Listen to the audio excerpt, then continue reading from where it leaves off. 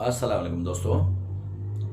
एक बार फिर से मैं आपको अपने चैनल पर खुशामदीद कहता हूँ। मेरे चैनल का नाम है नवाब खियाजी, NAWABKIAZAI।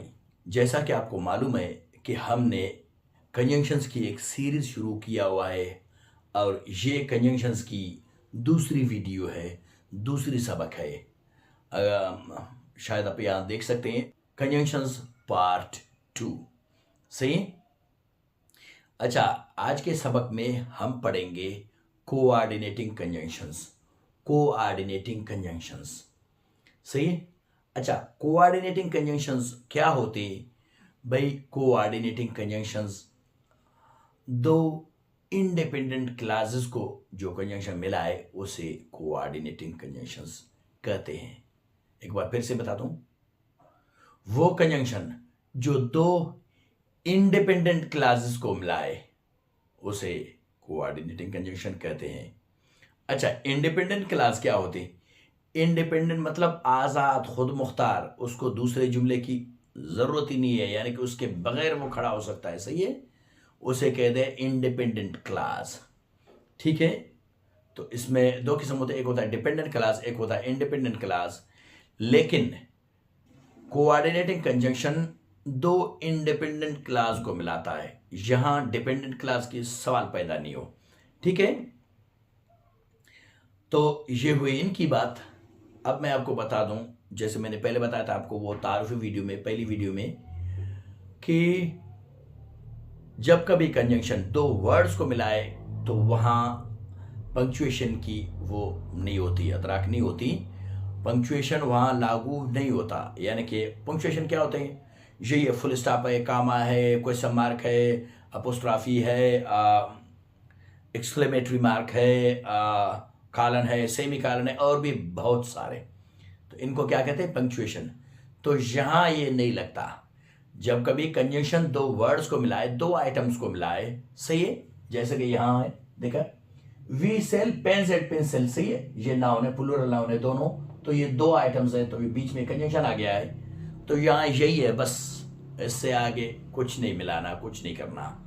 सही है, कोई यानी कि पंक्चुएशन अप्लाइड नहीं करना यहाँ। सही है, ये हो गई। अच्छा, उसके बाद बता दूं मैं, अगर आपका कंजंक्शन दो फ्रेजेस को मिलाए तब भी पंक्चुएशन की कोई सूरत नहीं बनती, यानी कि आप पंक्चुएशन वहां इस्तेमाल ना करें। किसकी? दो फ्रेजेस के लिए। यानी कि आपका कंजंक्शन दो फ्रेजेस को मिलाए तो वहां भी आपको पंक्चुएशन अप्लाइड नहीं करना है। मतलब ये दोनों किससे? ये दोनों जो है पंक्चुएशन से मुबर्रा है, मुस्तस्ना है, बालातर है। ठीक है, पंक्चुएशन की कानून इन पर लागू नहीं होता। किस पर? जहां कंजंक्शन दो वर्ड्स को मिलाए, जहां कंजंक्शन दो फ्रेजेस को मिलाए। अच्छा, फ्रेजेस क्या होता है वो मैंने पहले भी बताया था, अभी हल्का सा बता दूं यहां थोड़ा सा। फ्रेज होता है जुमले के टुकड़े को फ्रेज कहते हैं। जुमले का पूरा जुमला नहीं, उसके एक हिस्से को फ्रेज कहते हैं। सही है, तो वो मैंने आप पहले वाली तारुफ वीडियो में बताया था, अगर आप देखना चाहें तो वहां देख सकते हैं। सही है, कंजंक्शंस पार्ट 1 में, कंजंक्शंस पार्ट 1, उस वीडियो में आप उसकी तफसील देख सकते हैं। सही है, कि फ्रेज पूरा मैंने बताया था किस चीज को कहते हैं। सही है, तो मैंने आपको यहां बताई है। अच्छा, तीसरी बात ये कि अगर आपके जुमले में दो आइटम से ज्यादा आ जाए फिर क्या करना है? हाँ, जैसे मैंने पहले बताया कि कंजंक्शन दो आइटम्स को मिलाता है, तो हो सकता है दो आइटम्स यानी कि दो वर्ड से ज्यादा उसमें आया हो, फिर उसके लिए पंक्चुएशन की रूल अप्लाइड होती है। वो कैसे? वो आप हर आइटम के बाद आप एक कामा लगाएंगे, फिर दूसरा आइटम, फिर कामा, फिर तीसरा आइटम, फिर कामा, फिर चौथा आइटम, फिर कामा, इसी तरह चलते जाओ। जब आपके वर्ड्स खत्म हो रहे हैं, आइटम्स खत्म हो रहे हैं, तो उससे पहले, खत्म होने वाले से पहले आप कंजंक्शन लगाएंगे, फिर अपना आखिरी वर्ड लिखेंगे। That's all. क्लियर? सही है, ये देख, यहां मैंने एक एग्जांपल लिखा हुआ है। पहला तो ये था, we sell pens and pencils. अच्छा, दूसरा फ्रेज वाला वो ये है, I ignored him and walked away. यानी कि कोई मेरे रास्ते पर खड़ा मुझसे बहस करना चाहता था, लेकिन मैंने उसको नजरअंदाज करके चल दिए। ठीक है, और मैंने थोड़ा ये बता दूं आपको कि फ्रेज के मैंने आपको बताया था फ्रेजेस के बारे में, क्योंकि फ्रेजेस अमूमन एक ही सब्जेक्ट से जुड़े होते हैं, उनका सब्जेक्ट एक ही होता है, पर वो मुख्तलिफ एक्शंस करता रहता है। सही है, तो ये निशानी है फ्रेज की। फ्रेज यानी कि पूरा जुमला नहीं होता, जुमले का टुकड़ा होता है। सही है, मतलब क्या होता है, यानी कि उसमें वर्ब होता है, ऑब्जेक्ट होता है। सही है, इस तरह मुख्तलिफ, यानी कि सब्जेक्ट नहीं होता अमूमन। सही है, तो ये होता है। अब आप बोले ये तो है ना, मैं बता रहा हूँ ना, ये वर्ब फ्रेज है। सही है, सही है। ये एक हिसाब से देखे तो ये पूरा जुमला है। सही है, लेकिन यार ये देख, ये पूरा जुमला नहीं है, पूरा जुमला नहीं है, ये क्या है, ये फ्रेज है। फिर इसी तरह इसी को भी फ्रेज बनाया है इसने। सही है, जिस तरह वो कहावत आपने नहीं सुना होगा कि खरबूज खरबूजे को देख रंग पकड़ लेता है। ओके, खैर, तो मैंने आपको बताया कि अगर आपके यानी कि जुमले में दो आइटम से ज्यादा मेंशन्ड है, या दो आइटम से ज्यादा मेंशन करना हो, फिर आप क्या कहेंगे? फिर मैंने आपको बताया वही, देखो, we sell sugar, rice, salt and flour. सही, यहाँ इस जुमले में चार यानी कि आइटम जिक्र हुए हैं। ठीक है, पहला देखे, we sell sugar comma rice comma salt comma and flour. ठीक है, तो ये हो गया। अच्छा, उसके बाद अब चलते हैं। अच्छा, ये मैं आपको बताता हूँ, ये एक ट्रिक है इनको याद करने की। सही है, वो ट्रिक क्या है? वो ट्रिक एक एक्रोनिम है। अच्छा, अब आप पूछेंगे कि एक्रोनिम क्या है? एक्रोनिम भाई एब्रिविएशन से बनता है। एब्रिविएशन क्या? किसी चीज का इख्तिसार, उससे बनता है। मतलब BBC। सही है, ब्रिटिश ब्रॉडकास्टिंग कारपोरेशन। सही है, तो इसको कहते हैं एब्रिविएशन। इसी तरह का एक और बताऊं आपको, VIP, वेरी इंपॉर्टेंट पर्सन। से तो इनको एब्रिविएशन कहते हैं। लेकिन इनका कभी कभी एक वर्ड बनता है जो पढ़ने में आता है। अभी VIP BBC तो पढ़ने में नहीं आते, लेकिन किसी का एक वर्ड होता है जो पढ़ने में आता है। कैसे पढ़ने में आता है? मिसाल के तौर पर मैं आपको बताता हूं, वापडा। वापडा, water and power development authority. तो इसी तरह इन्हीं यानी कि कोऑर्डिनेटिंग कंजंक्शंस का एक एब्रिविएशन है जो पढ़ने में आता है, उसे कहते हैं fan boys. FANBOYS, fan boys. आप देख सकते हैं यहाँ FANBOYS, फैन बॉयज। जब आप इस एक्रोनिम को याद करेंगे तो आपको आसानी से जो आम तौर पर इस्तेमाल होने वाले हैं, अमूमन इस्तेमाल होने वाले हैं कोऑर्डिनेटिंग कंजंक्शंस, तो वो आपको याद हो जाएंगे। मिसाल के तौर पर अभी मैं आपको बता दूं, फैन बॉयज का जो F है उससे होता है फॉर। अच्छा, A है उससे होता है एंड। से N है उससे होता है नार। से B है उससे होता है बट। सही है। अच्छा, O है उससे होता है और। अच्छा, Y है उससे होता है यट। S है उससे होता है सो। मेरे को इसी तरह याद है तो आपको भी याद होगी जल्दी। सही है, तो ये आसान सा ट्रिक है। तो चलते हैं यार जुमलों की तरफ। I missed the exam for I was sick.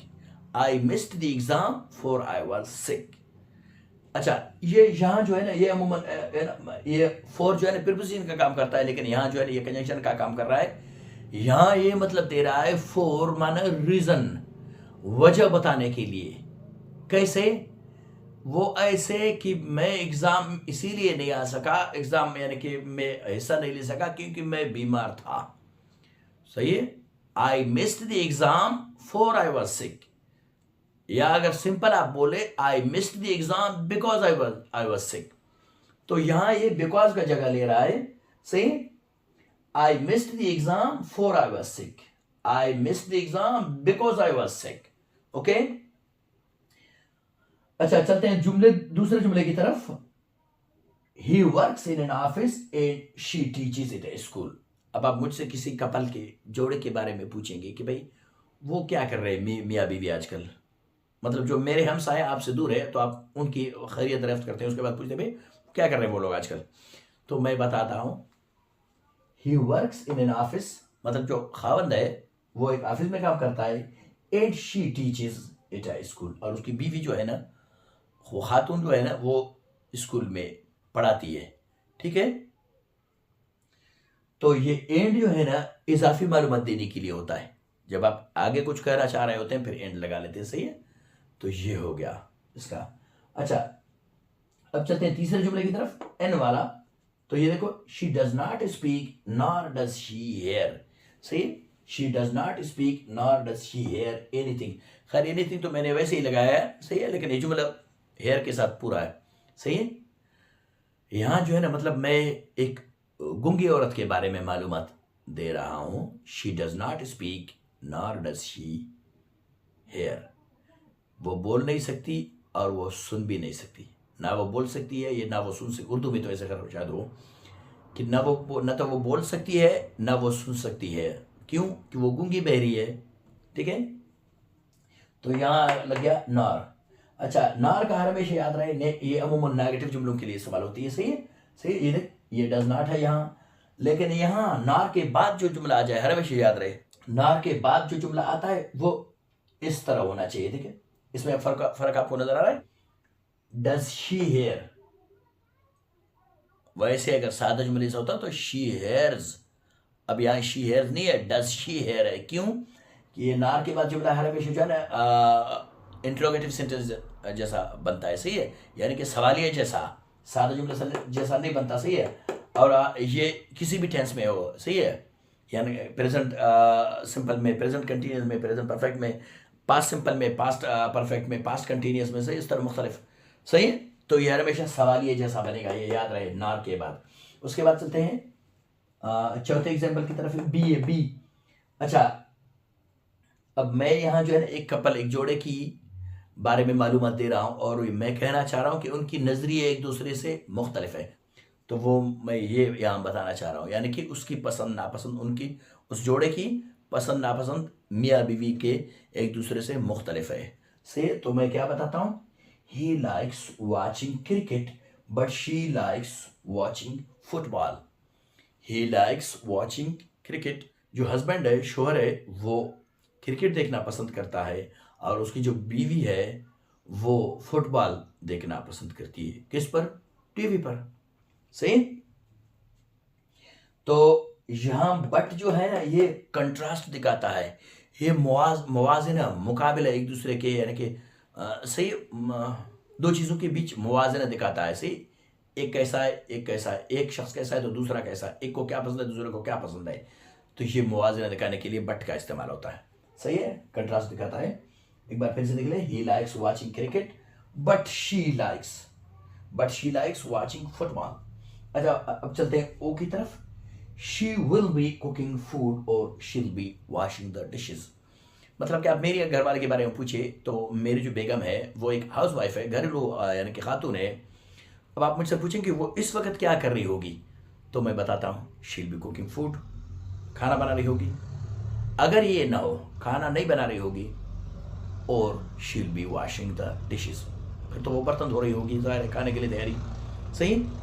तो ये और होता है ऑप्शन दिखाने के लिए, एक काम अगर ये ना हो तो दूसरा, सही। तो देखें, शील बी कुकिंग फूड और she'll be washing the dishes. अच्छा, अब चलते हैं वाई की तरफ।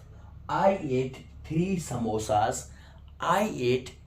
Samosas, yet I was feeling hungry.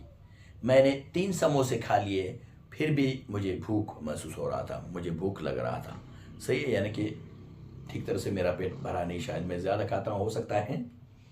Anyway, तो यहाँ जो येट है ये बट स्टिल की जगह काम करता है, बट स्टिल, सही।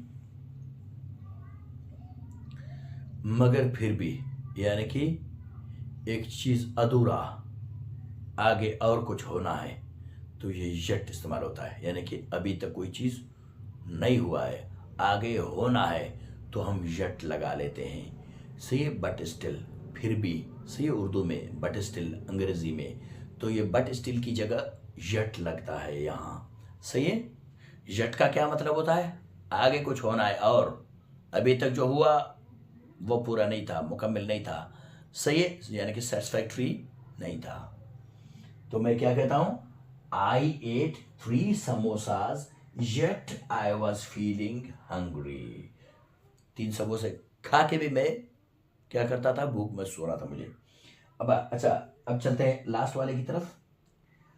आई was feeling hungry so I ate the sorry so I ate 2 more samosas। I was feeling hungry so I ate 2 more samosas। अच्छा, इन जुमलों को आप देखें, ये हर कोई जुमला पूरा है अपने आप में, सही है। शी डज नॉट स्पीक पूरा है अपने आप में, सही है। ही लाइक्स वॉचिंग क्रिकेट पूरा है अपने आप में, तो इसीलिए इनको कोऑर्डिनेटिंग क्लास कहते हैं, सही है, कोऑर्डिनेटिंग क्लास, सही। अच्छा, उसमें फिर क्या है, फिर इनको इंडिपेंडेंट क्लास कहते हैं, ये अपने आप में खड़ा होने के लिए, सही है। अच्छा, इनको जो है ना क्या कहते हैं, इंडिपेंडेंट क्लास कहते हैं, क्योंकि ये अपने आप खड़े रह सकते हैं। अच्छा, ये कोऑर्डिनेटिंग कंजंक्शंस के साथ इस्तेमाल हुए, इसीलिए इनको कोऑर्डिनेटिंग क्लास कहते हैं, सही है। अच्छा, तो वो था, तो यहां मैंने बताया कि मुझे भूख लग रहा था, तो मैंने 2 समोसे और खा लिए। सो यहाँ जो है ना, तो होता है रिजल्ट बताने के लिए, सही है, समझ आ रहा है। रिजल्ट, नतीजे बताने के लिए, मुझे जो भूख लग रहा था, क्या नतीजा निकला, मैंने 2 समोसे और खा लिए, सही है। तो यहां आप देख सकते हैं, हर जो है ना उसके पास पहले से ही है, हर कंजंक्शन के पहले एक यहाँ कामा लगा हुआ है, यहाँ कामा, यहाँ कामा, यहाँ कामा, यहाँ कामा, यहाँ कामा, यहाँ भी कामा। तो हर हमेशा याद रहे, आपके जुमले के लास्ट में कामा लगता है, कामा के बाद कंजंक्शन, कंजंक्शन के बाद जो है ना आपका दूसरा जुमला शुरू होता है, सही है। तो मैं उम्मीद करता हूँ आज का सबक आपको समझ आ गया होगा। जिंदगी रही फिर कभी किसी नए वीडियो में और नई ग्रामेटिकल पॉइंट के साथ। तो तब तक के लिए अल्लाह हाफिज़।